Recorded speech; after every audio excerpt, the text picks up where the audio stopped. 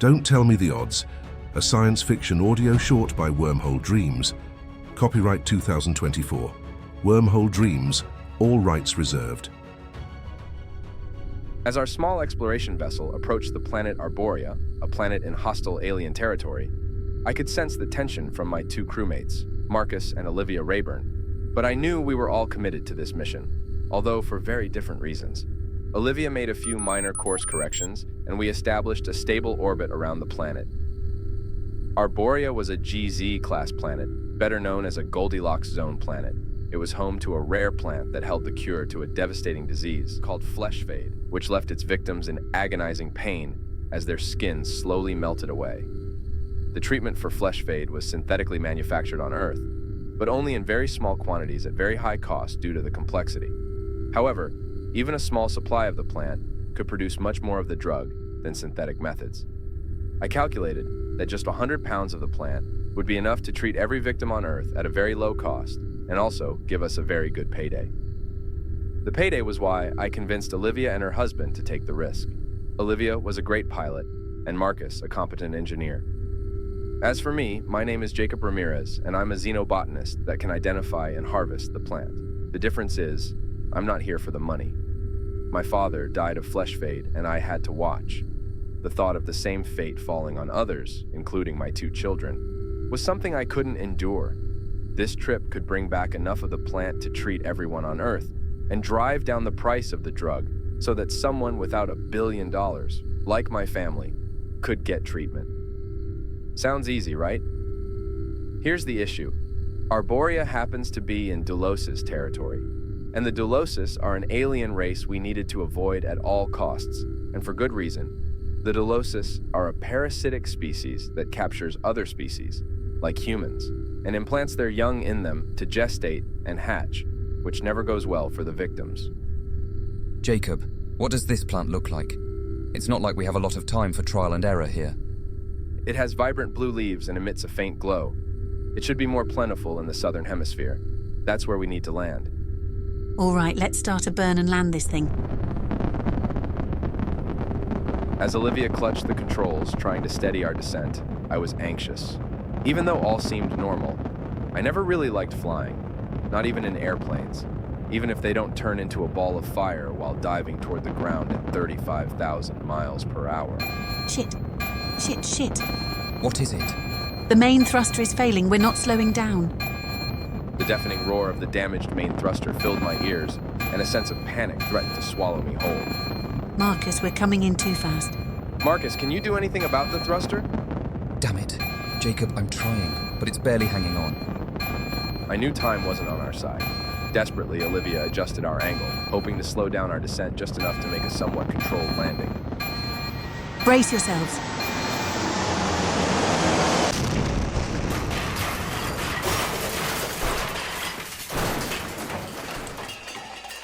The impact shook the ship violently, throwing us against our restraints.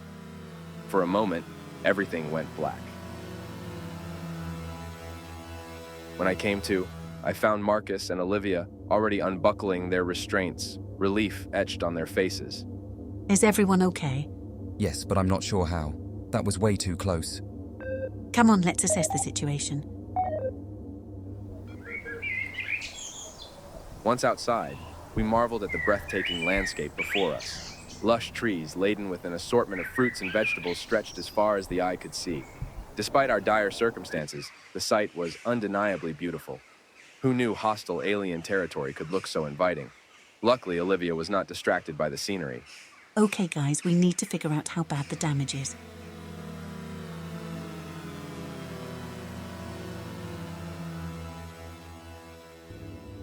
Back on board, Marcus reviewed the systems and discovered the extent of our predicament.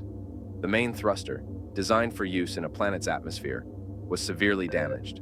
This explained our terrifying descent and presented a significant problem. Even if we repair everything else, which should be easy, we can't reach orbit without that thruster. Can't you repair the thruster?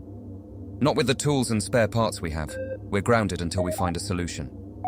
Could this be related to the thruster fuel? Possibility?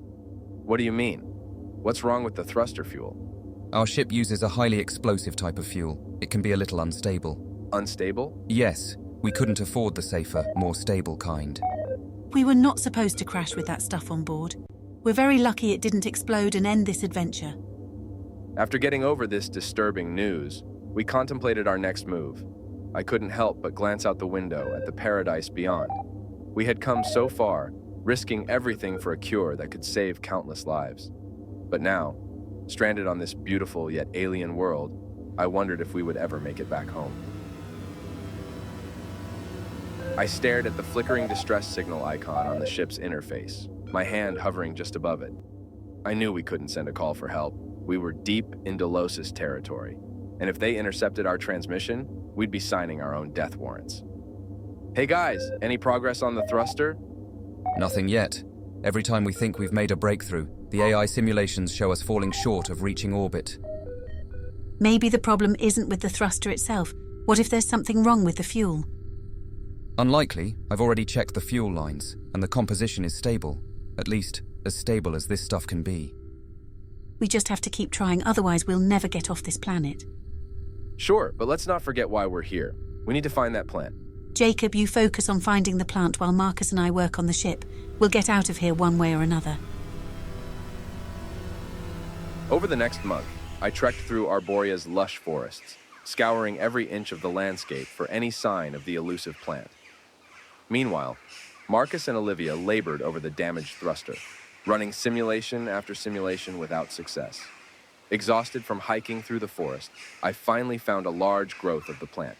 I immediately started harvesting, being careful not to damage the soft area of the bud where the cure was located. I used my comm to contact Marcus. It's Jacob. Maybe he has good news. Jacob, tell me you found it. I got it. It will take me a couple of days to harvest the amount we need and get it to the ship. Will the thruster be ready by then? I don't know. We've hit another wall with the thruster. According to the ship's AI, our chances of making it to orbit are still just 30%. Maybe we're missing something.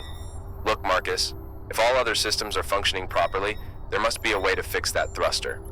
Or maybe this is as good as it gets. We've tried everything we can think of. Then we need to think harder. We can't give up now. Not when we're so close to delivering the cure for flesh fade. The sun dipped below the horizon, casting a warm glow over Arboria's paradise-like landscape. I watched as Marcus and Olivia sat down beneath one of the fruit-bearing trees. They were laughing and sharing a bottle of alcohol they were able to make from the planet's native coconut-esque fruits. Jacob, come join us. Olivia called out, her cheeks flushed from the drink. We've got plenty to share. Reluctantly, I approached, taking a swig of the sweet, potent liquid. It was delicious, but I couldn't shake the nagging feeling that we were wasting time. You know, it's been a month back on Earth since we crashed here. And honestly, this place isn't so bad. True, we've got plenty of food, resources to build shelter if we need it. And this amazing alcohol. It's like our own little paradise. Guys, we can't stay here forever, I reminded them. I have a family back on Earth, remember? Sure. Marcus said dismissively, taking another swig. But we've only managed to bump up our odds of reaching orbit to 33%. Maybe it's time we accept that this is our new home. Absolutely not, I snapped, my frustration boiling over. We came here for a reason, and I refuse to give up on our mission. Jacob, be realistic. We've tried everything we can think of. Maybe it's time to let go. Let go? You're asking me to abandon my family and all the people on Earth suffering? I replied incredulously. You two may be content to live out your lives here in paradise, but I have people waiting for me, people who need me. Look, we're tired, Jacob. We've worked non-stop for over a month, and we're no closer to getting off this planet. Is it so wrong for us to want a break? Taking a break is one thing. Giving up is another. I won't give up on my family, and I won't give up on everyone suffering from flesh fade back on Earth. We have 100 pounds of the plant in the cargo hold ready to take back to Earth. We can't give up now. Jacob, we're not giving up. Just maybe there's another way. Like what? You think the Dulosis are going to come down here and offer us a ride home? No. We need to fix that thruster, and we need to do it soon, before it's too late for all of us. All right. We'll keep working on the thruster. But you have to promise to take breaks too, Jacob. You're no good to your family if you work yourself to death. Fine. But let's make one thing clear. I'm not staying on this planet any longer than necessary. As I turned to leave, I couldn't help but glance wistfully at the picturesque scene behind me. Arborea was beautiful, and a part of me understood why Marcus and Olivia were so taken with the idea of staying.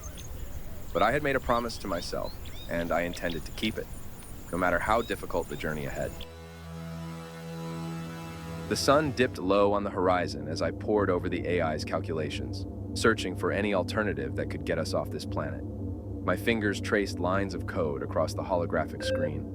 My heart sank at every failed attempt to raise the odds above 33%.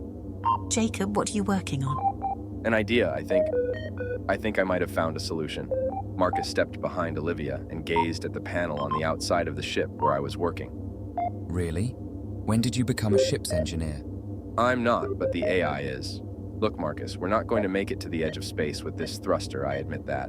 But according to the AI, if we can get the thruster to reach 75 kilometers, just 25 short of the Karman line, we can jump to light speed while still in the thin upper layer of the atmosphere. We'd have a chance at holding together until we reach space. Are you insane? That sounds incredibly dangerous.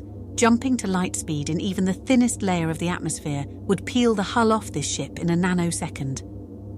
Desperate times call for desperate measures. It's better than staying here and waiting for the Delosis to find us. What are the odds of your plan working?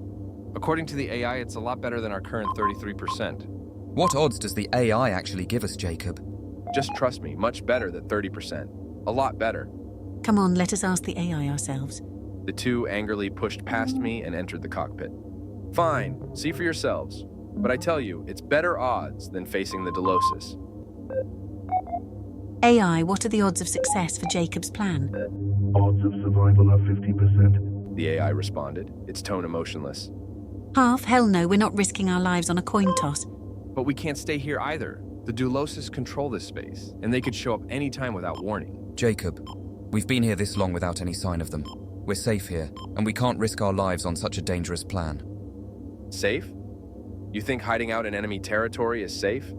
You think condemning thousands to a slow, painful death because we were too afraid to take a chance is safe? Listen, Jacob, we understand that you want to see your family again, but we have to think about what's best for all of us. Fine. I clenched my fists, anger boiling inside me. If you won't help me, I'll do it myself. I refuse to give up on my family or the people suffering from flesh fade. Jacob, look. Save it, Marcus. I stormed away, determined to find a way off this beautiful prison called Arborea, no matter the cost. The first light of dawn broke through the treetops as I stood on the edge of our makeshift camp, watching Marcus and Olivia sleeping peacefully in their hammock. Their faces were relaxed, their breathing slow and steady. They had no idea what I was about to do. Last chance to back out, I whispered to myself, but I knew there was no turning back.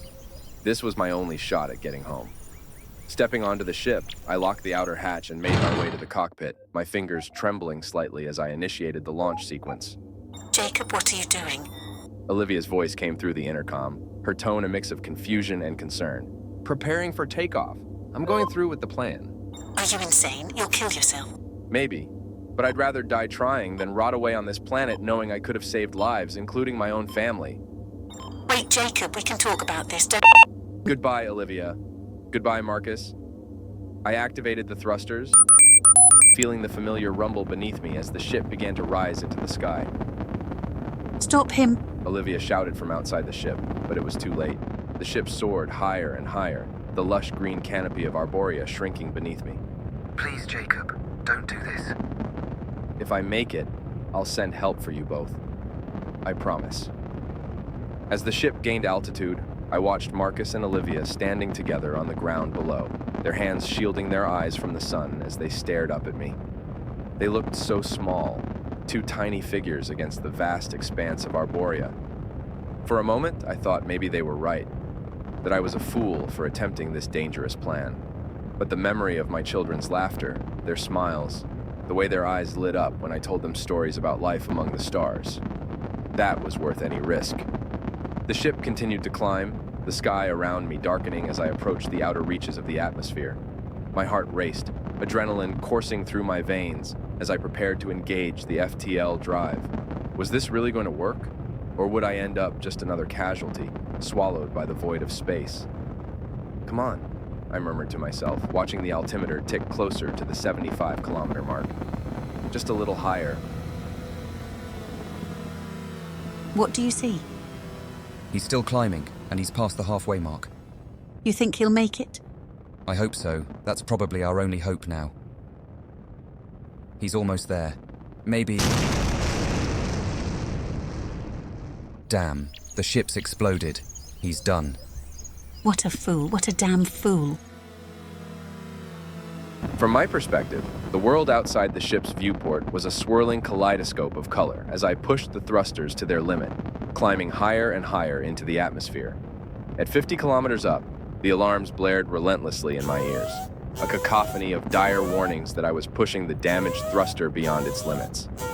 AI, what are our chances of reaching 75 kilometers before main thruster failure? Current projections indicate that it is highly unlikely.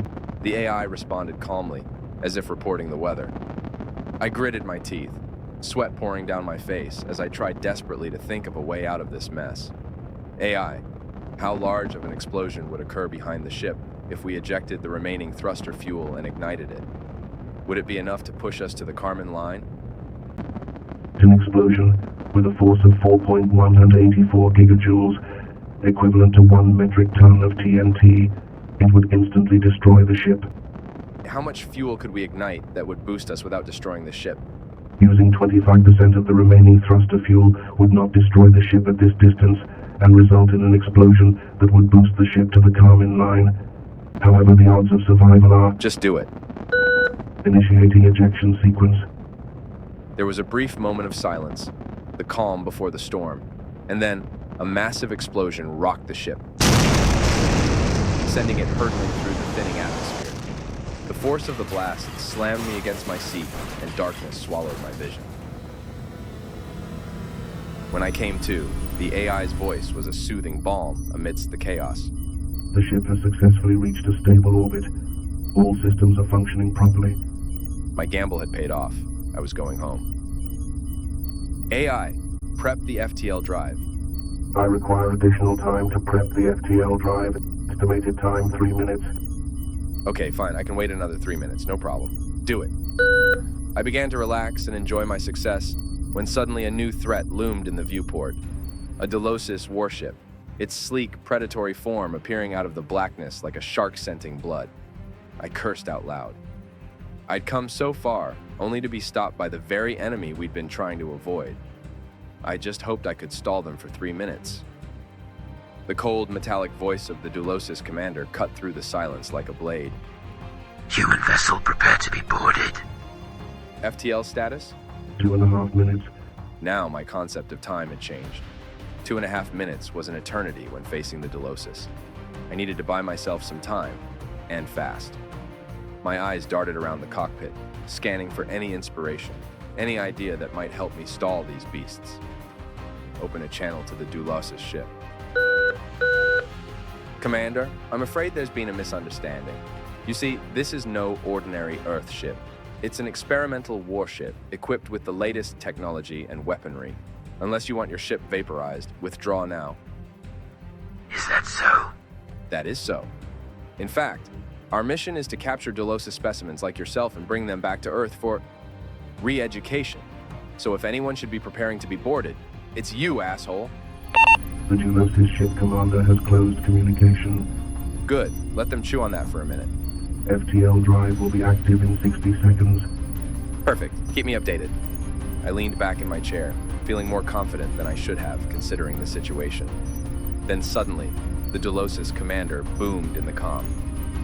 Human, we have identified your vessel as a standard Earth exploration craft. It possesses no advanced weaponry. Furthermore, we are aware of the 2 humans you left behind on Arborea.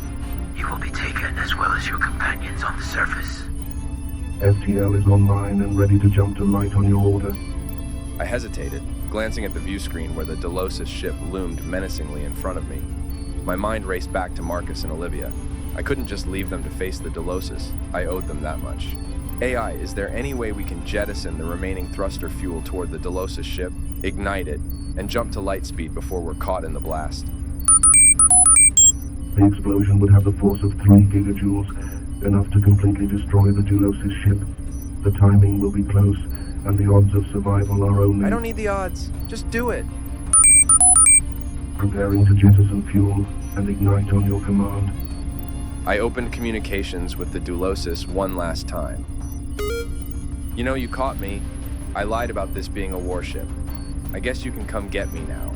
Oh, and before you do, I need to tell you one more thing. Speak human. You're still an asshole. Now. The AI jettisoned the fuel, igniting it as the flames erupted toward the Dulosis ship. I braced myself as the light around me seemed to bend, warp, as the FTL drive hummed to life. The last thing I saw was the fireball engulfing the Dulosis vessel and expanding toward me before being flung through space, faster than the speed of light. AI, set course for Earth space dock. Setting course for Earth space dock. As the adrenaline began to fade, I couldn't help but hope that I had done enough to save Marcus and Olivia. I also had the cure. By the way, AI? Yes, Jacob. Speaking of assholes, when we get in comm range of Earth, send a message to the space dock that 2 humans are stranded on Arborea in Dulosis space, and they need immediate assistance. Understood. Is there anything else? I thought for a moment, and although I was grateful for the AI's assistance, I finally answered, yes, you suck at giving odds. End of Don't Tell Me the Odds, a science fiction audio short by Wormhole Dreams. Copyright 2024. Wormhole Dreams, all rights reserved.